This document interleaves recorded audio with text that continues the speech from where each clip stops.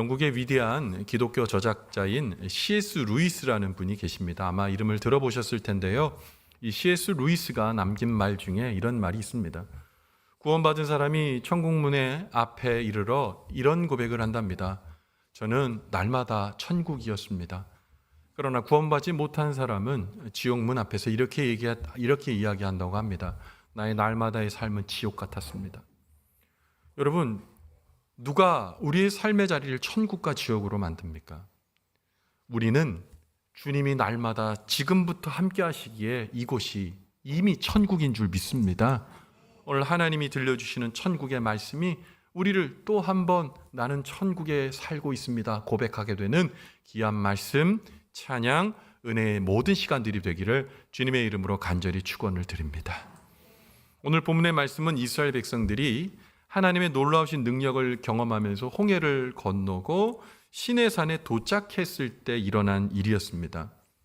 이스라엘 백성들은 이제 시내산 아래 장막을 쳤고 모세는 그들을 떠나 하나님께로부터 십계명을 받기 위해서 이제 시내산으로 올라갔습니다. 그런데 제가 작년에 성지 순례를 다녀와 보니까요, 시내산은 제가 생각한 것보다 더 척박한 돌산이었습니다. 아무것도 없어요. 그리고 이 시내산을 이제 등정하기 위해서는 성지 순례 코스에 어떻게 이 코스를 만드냐? 낮에 올라가는 팀이 없습니다. 그 불볕더위 떼약볕에서 그 시내산을 오를 재간이 없어요. 그래서 다 새벽 2시 또는 3시에 출발하여 아침에 내려오는 일정으로 그렇게 잡습니다. 험난한 돌산이죠. 그런데 그 산을 모세가 올라간 겁니다. 올라갈 때는 모세가 금방 돌아올 거라고 이스라엘 백성들은 생각했었어요. 그런데 금방 돌아올 것만 같았던 모세는 40일이 지나도록 시내산에서 내려오지 않고 돌아오지 않았습니다. 이스라엘 백성들은 모세가 돌아올 시간이 되어도 오랫동안 산에서 내려오지 않아 점점 불안해지기 시작했습니다.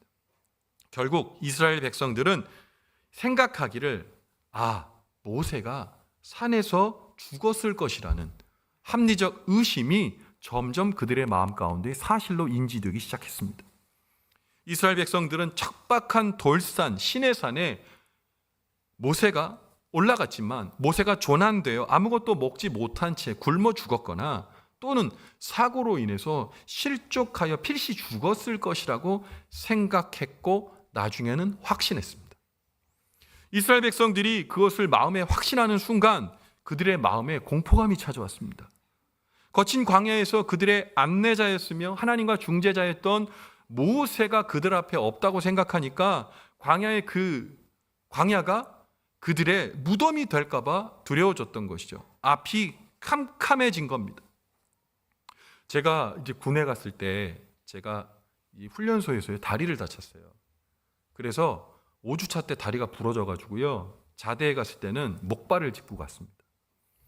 그런데 더블백을 메고 목발을 짚고 이제 내부만에 딱 들어가니까 모든 고참, 그러니까 저보다 다 선임병들이잖아요. 모든 고참들이 저를 물끄러미 쳐다보고 있는데 진짜 공포스러웠어요. 그런데 벽돌 4계단 병장이 저한테 뚜벅뚜벅 걸어오더라고요. 위로해 주려나? 뭐 그런 일말의 희망을 가졌죠. 근데 저의 이름을 부르는 거예요. 야, 너, 눈 감아봐. 눈을 감았습니다. 뭐가 보이냐? 아무것도 안 보입니다. 깜깜합니다. 그랬더니 이 선임이 이렇게 얘기하는 거예요. 그게 네 군생활의 미래야. 와, 무서웠어요. 다리도 불편한데 앞으로 깜깜하겠구나. 아마 경험해 보신 우리 남성분들도 있을지 모르겠어요. 깜깜한 거예요. 공포감이 이루 말할 수 없지요. 이스라엘 백성들의 앞에 그 캄캄한 미래에 대한 이 무서움. 오늘 본문의 말씀인 출애굽기 32장 1절에 그래서 이 캄캄한 이 상황을 맞이할 이스라엘 백성들은요, 모세의 형인 아론에게 달려갑니다. 그리고 이렇게 그들의 요구를 강력히 전달하는데요. 출애굽기 30장 1절 말씀이에요. 같이 읽어볼게요. 시작. 백성이 모세가 산에서 내려옴이 더딤을 보고 모여 백성이 아론에게 이르러 말하되 일어나라 우리를 위하여 우리를 인도할 신을 만들라. 이 모세 곧 우리를 애굽 땅에서 인도하여 낸 사람은 어찌 되었는지 알지 못함이니라. 아멘. 이스라엘 백성들은 모세의 형인 아론에게 거칠게 항의합니다. 이게 말이 항의지 죽일 듯 달려온 거예요. 아론이 잘못하면 그냥 돌로 치기 일보 직전인 겁니다.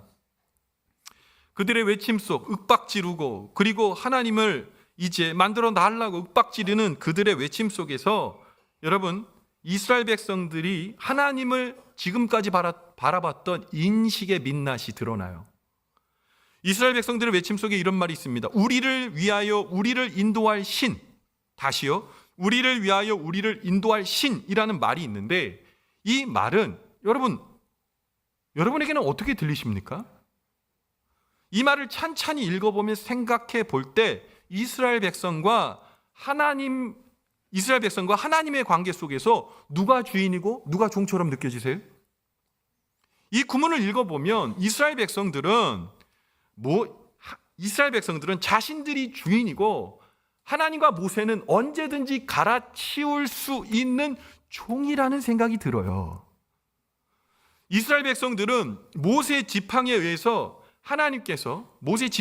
하나님께서 일사불란하게 움직였다고 생각했던 것 같아요.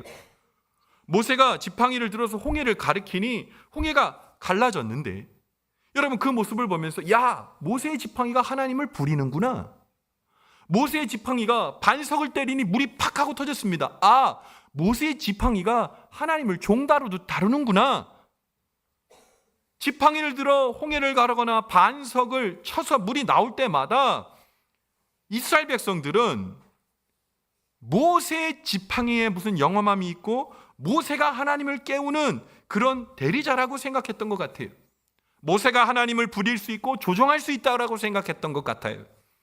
그들의 생각이 거기에 이르니 모세가 사라진 그 자리에 다시 하나님을 부릴 사람이나 대상이 필요했고 그러한 사람이나 대상을 선택할 권리가 누구에게 있다고요? 자신들에게 있다고 생각한 거예요. 너무 세게 때렸어요. 많이 아파요. 그래서 결국 이스라엘 백성들은 자신들의 선택으로 얼마든지 부릴 수 있는 하나님이 그들의 우직스러운 종이 되기 바랬던 거예요. 결국 그러한 요구를 관철시키기 위해서 아론을 향해 죽일 듯 그들은 덤벼들었고 이스라엘 백성들을 앞에 아론은 그래서 그 죽일 듯 다가오는 그들의 요구를 들어줄 수밖에 없었던 것 같습니다. 그래서 아론은 이스라엘 백성들에게 출애굽기 32장 2절과 같은 주문을 합니다. 출애굽기 32장 2절입니다. 같이 읽어봅니다. 시작. 아론이 그들에게 이르되 너희의 아내와 자녀의 귀에서 금고리를 빼어 내게로 가져오라. 아멘.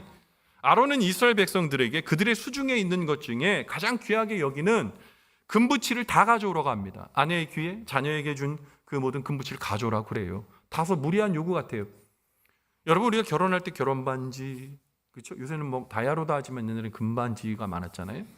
그리고 아이들 돌잔치 할 때 뭐예요? 요새는 또 금도 비싸져서 진짜 돌반지 선물할까 말까 고민이 되는데 어떻게 돌반지 하잖아요. 그런데 그런 결혼 예물 있잖아요. 근데 그 결혼 예물 여러분 아무 때나 팔아 치우십니까? 혹시라도 이것을 처분할 때는 정말 기묘한 사유가 있지 않으면 안 되는 거예요. 왜요? 이것은 기념이고 추억이기 때문에 이건 돈으로 따질 수 없는 거예요. 그런데 지금 아론은 이걸 요구하는 거예요. 금부치 다 빼오라는 겁니다. 고민이 되지 않겠어요? 여러분 그런데 이스라엘 백성 봅시다. 고민할 흔적이 있는지 출애굽기 32장 3절 말씀 같이 읽어봅니다. 시작. 모든 백성이 그 귀에서 금고리를 빼어 아론에게로 가져가매. 저는 이 구문을 보면서 지금 어처구니 없다는 생각이 들어요. 하나님 앞에 드릴 때 많은 생각을 했겠지만 우상, 금송아지 만든다 그러니까 뭐예요? 그냥 빼서 갖다 바치는 거예요. 여러분 이거 보면서 어떤 걸 느낄까요? 이 사람들이 정말 절박하기는 했나 보다. 그들을 앞으로 이끌어줄 신을 만들기 필요하다고 하니까 자기에게 귀한 것도 즉각적으로 갖다 바치는 겁니다. 여러분 이단들은요 헌금 액수 요구하는 게 여러분 우리가 생각하는 수준이 아닙니다. 재산 들고 오라고 그래요. 재산 들고 와서 공동체 생활하자고 그래요. 그래야 구원받는다고요. 여러분 이단들 보세요. 그런데 이단들이 일사불란합니다. 돈도 많아요.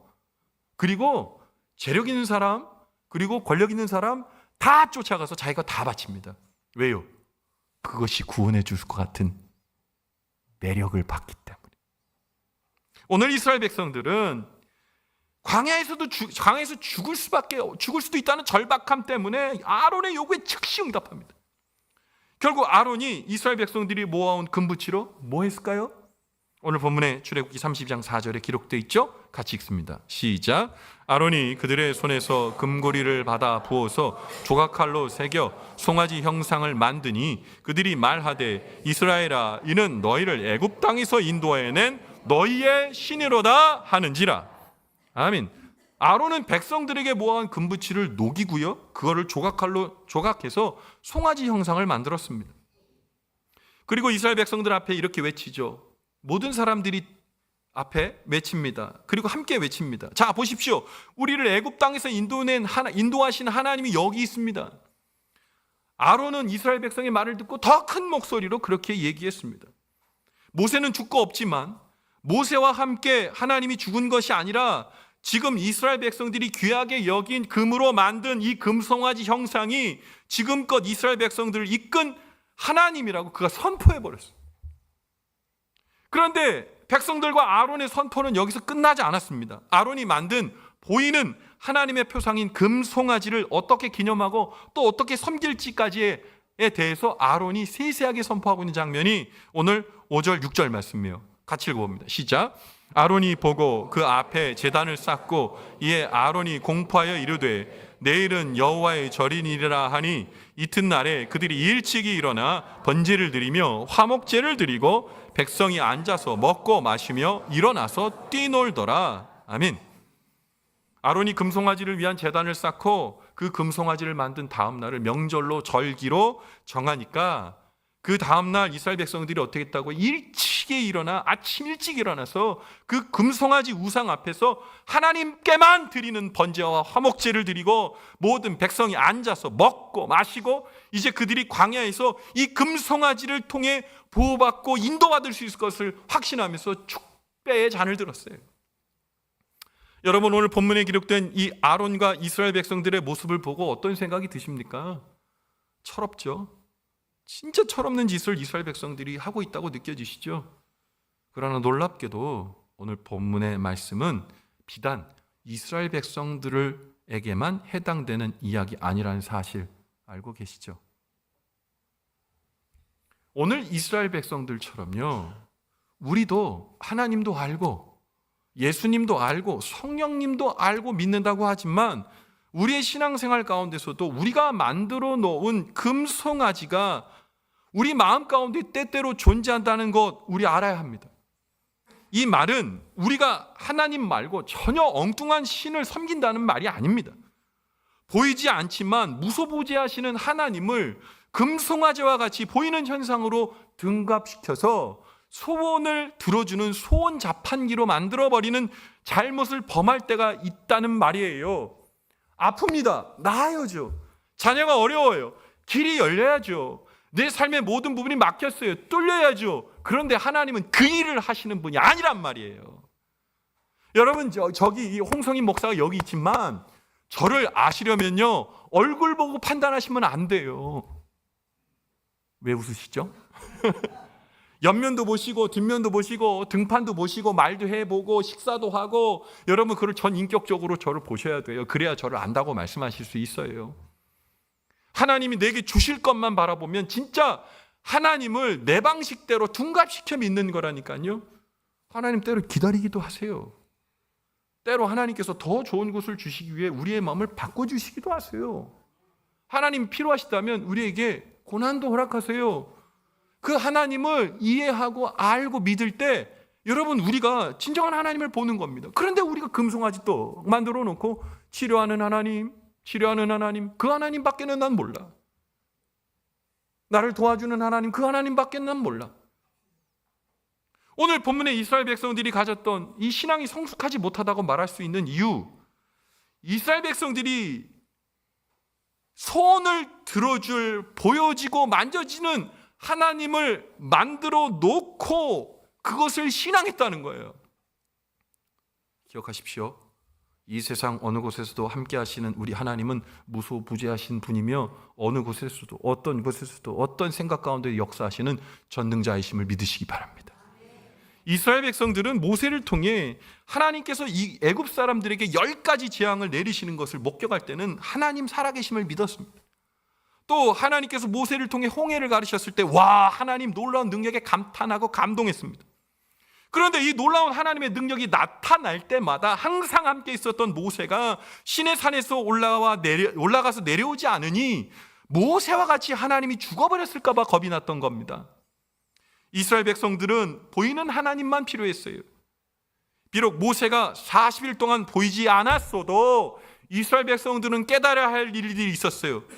지금까지 인도한 게 모세입니까? 아니요. 하나님이십니다. 하나님이 죽으세요? 하나님이 돌아가십니까? 아니요. 청청히 살아계셔서 지금도 역사하십니다. 하나님께서 이스라엘 백성들과 늘 함께 하심을 믿지 못하니까 이스라엘 백성들이 어떻게 해요? 조급하고 다급해지는 거예요. 모세가 오랫동안 보이지 않자 광야에 버려졌다는 생각을 하면서 앞날이 정말 어두워졌던 거죠. 그래서 이스라엘 백성들은 조급하고 다급한 나머지 무리를 지어 아론에게 해결책을 요구하며 만약에 일어나 해결책을 만들어내지 못하면 죽이겠다고 엄포를 놓는 겁니다. 그런데 우리들도요, 조그만 어려운 일을 당할 때도 조급할 때가 많이 있습니다. 마음이 조급해지니 하나님의 때와 하나님의 방법을 온전히 기다리지 못합니다. 여러분, 우리 주님은 우리가 원하실 때 도착하시는 분이 아니에요. 주님께서 우리에게 주시고자 하는 참된 복을 주시기 위해 여러분 우리를 바라보시고 기다리시는 하나님이세요. 하나님의 섭리는 다양하게 바뀔 수 있어요. 그게 시련이고 고난이고 어려움일 수 있어요. 그러나 하나님의 큰 그림에서는 그게 결론이 아니라니까요. 하나님의 결론은 달라요. 하나님의 생각과 우리의 생각은 완전히 달라요. 하나님은 크고 원대하고 가장 중요한 것을 주시기 위해 어떨 때 울며 불며 보채도 주지 않으실 때 있어요. 그런데 그 하나님을 믿는 사람은 하나님을 의지하고 하나님을 기다릴 줄 아는 겁니다. 여러분, 조급하고 다급한 마음으로 사람을 의지하기도 하고 내가 갖고 있는 방법 총동원해서 나의 문제를 해결하려고 노력해 보십시오. 그 안에 허무함이 나를 놓지 못할 겁니다. 나의 모든 노력들이 때로는 하나님 이스라엘 백성들이 찾아 헤맸던 금송아지와 같았다는 것을 깨달아야 돼요. 다급하여도 살아계신 하나님을 믿고 그 하나님의 임재를 기다릴 줄 아는 사람이 하나님의 자녀임을 믿으십시오. 다윗이 블레셋에 망명했을 때가 있어요. 이 블레셋을 투항했습니다. 그래서 이 블레셋 왕이 시글락이라는 그 마을을 이제 주었어요. 그런데 이제 이 다윗을 완벽한 이스라엘의 배신자로 만들려고 블레셋과 전쟁을 일으키고 다윗에게 출정을 요구합니다. 그러나 하나님의 도우심으로 출정했다가 다시 시글락으로 돌아가게 되었어요. 그런데 시글락에 가까이 오는데 전령이 다가옵니다. 다윗 큰일 났습니다. 지금 아말렉 족속들이 당신의 아내와 자녀들을 다 잡아갔을 뿐만 아니라 우리 안에 있는 모든 전우들의 아내와 자녀들 모든 재산까지 다 빼앗아갔습니다. 결국 시글락에 돌아왔더니 그냥 잿더미가 됐어요. 다 빼앗아갔고 다 납치한 거예요. 여러분, 이런 상황 가운데에 여러분 생각나는 거 있지 않습니까? 아론과 이스라엘 백성들과 다윗과 그 다윗의 전우들이 오버랩 때문에 겹치는 장면이 있어요. 둘 다 다급한 상황이었거든요. 그러면 여러분, 그렇다면 다윗은 어떻게 행동했을까요? 사무엘상 30장 6절의 말씀이 있는데요, 여러분 같이 한번 읽어봅니다. 시작. 백성들이 자녀들 때문에 마음이 슬퍼서 다윗을 돌로 치자 하니 다윗이 크게 다급하였으나 그의 하나님 여호와를 힘입고 용기를 얻었더라. 아멘. 여러분, 오늘 백성들이 누굽니까? 함께 여태까지 생사고락을 함께했던 전장을 누볐던 전우들이에요. 진짜 전우의 시체를 넘어예요.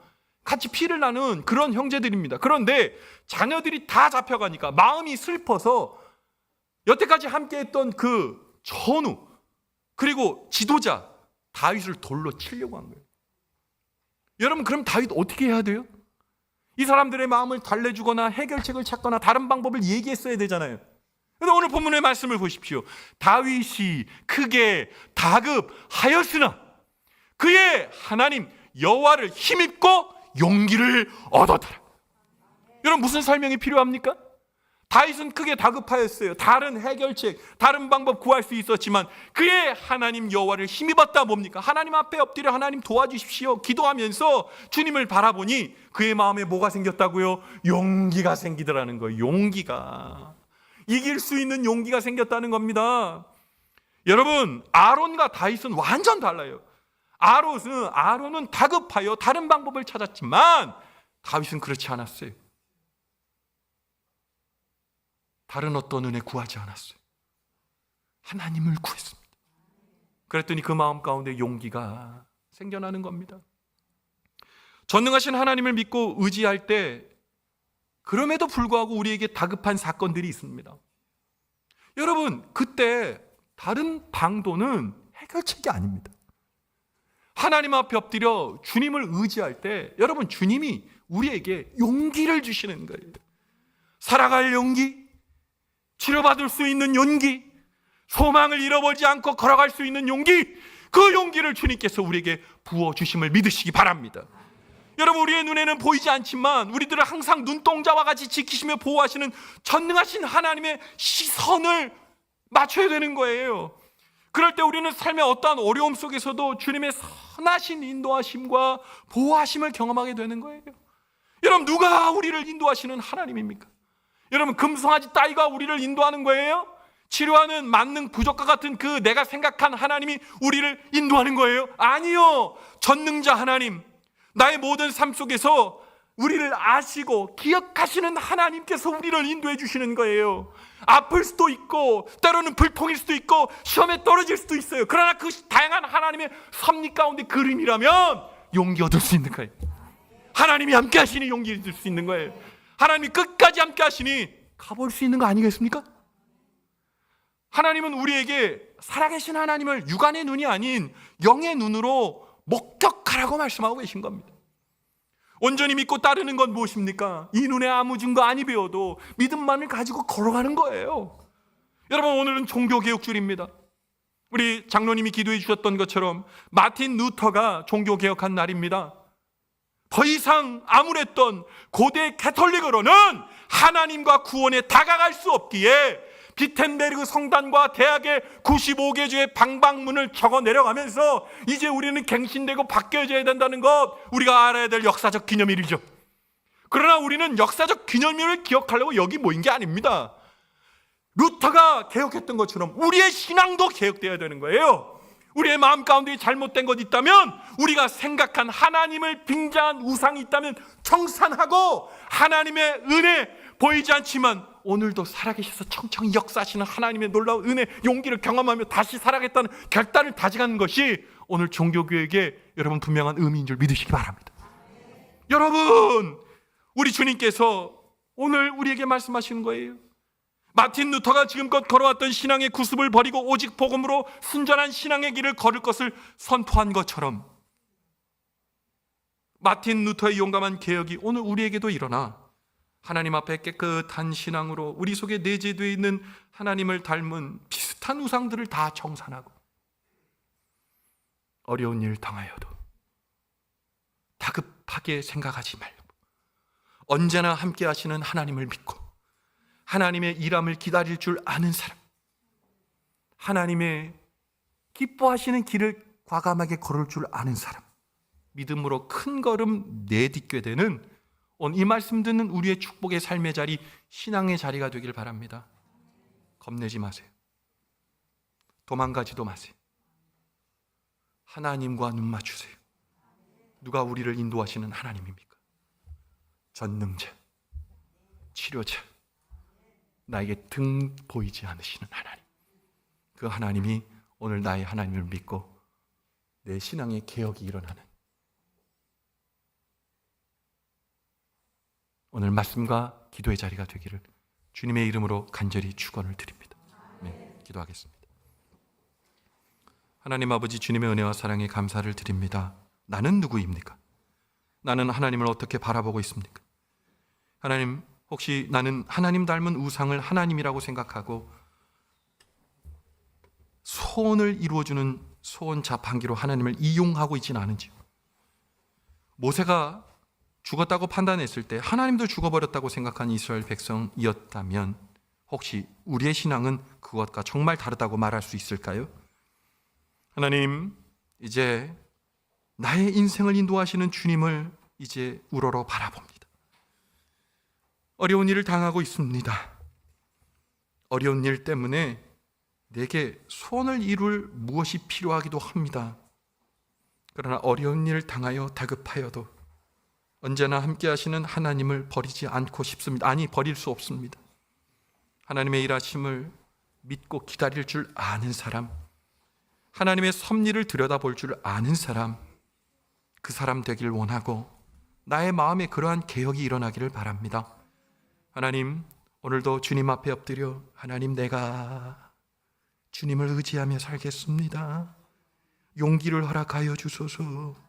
기도하는 믿음의 권속들에게 오늘도 하늘로부터 내려주시는 하나님의 용기를 체험하는 축복이 우리 모두에게 임하게 역사하여 주시옵소서.